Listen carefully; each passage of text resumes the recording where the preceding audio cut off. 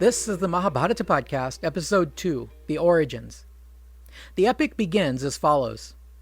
The bard Ugrasravas, the son of Lomarshana, singer of ancient lore, once came into the Naimisha forest, where the seers of strict vows were sitting together at the 12-year rite of Shanaka.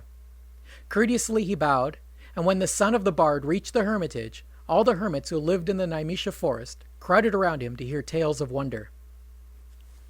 Thus opens the great book Mahabharata.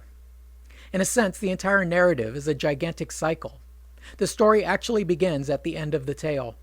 In this opening scene, it is many years after the great war at Kurukshetra. All the heroes in the story are long dead, and the ruling king is the great-grandson of the famous Pandava Arjun. The setting for this opening scene is in a forest gathering of holy men who are visited by the storyteller Ugrasravas.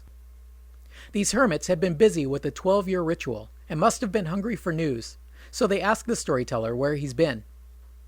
He replied that he came from a snake sacrifice being carried out by King Janamejaya, where he heard the tale of the Mahabharata.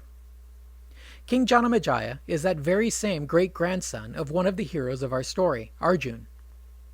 One of the reasons the Mahabharata is so long is that it's always concerned with the origins of things. So the beginning of the story is about the origin of the story itself. Since the story was created after the events actually happened, we must begin at the end of those events to see how the story was first told. We now know that Ugrasravas told it to the hermits in the Naimisha forest, but we need to know more. Who composed it? When was it composed?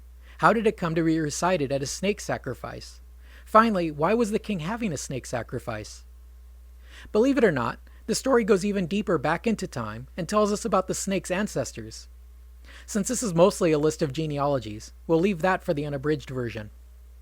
Suffice it to say that long after the Great War was over, Arjun's grandson, King Parikshit, was off hunting and encountered a holy man observing a vow of silence.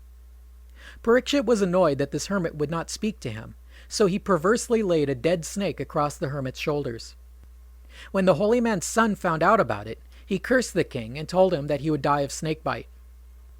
To be cursed by a holy man is no small thing, so King Parikshit obsessed about snakes, killing them when he could and always keeping them away.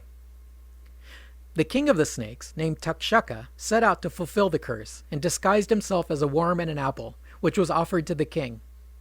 The king made a joke of the worm and offered it his neck to bite, and the worm wasted no time in turning back into a snake and killing the king. Thus Parikshit's son, Janamejaya, had a grudge against snakes.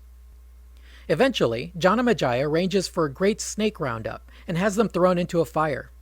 It was during these festivities that our storyteller Ugrasravas hears the complete telling of the Mahabharata in the presence of its composer, the great sage Vyasa himself. If this seems complicated right now, don't worry about it. This story is just one big loop, so we'll revisit this opening scene when we get to the end of the story. And by then, all of these characters will be like old friends. So we'll press on with the main story and get back to this in a couple of years, okay? In the next episode, the famous sage Vyasa will have his student Vaisampayana begin the telling of the Mahabharata. We'll see how Satyavati was born of a fish, and how Vyasa was conceived, born, and grew up in a single day on an island in the Yamuna River. Thanks for listening.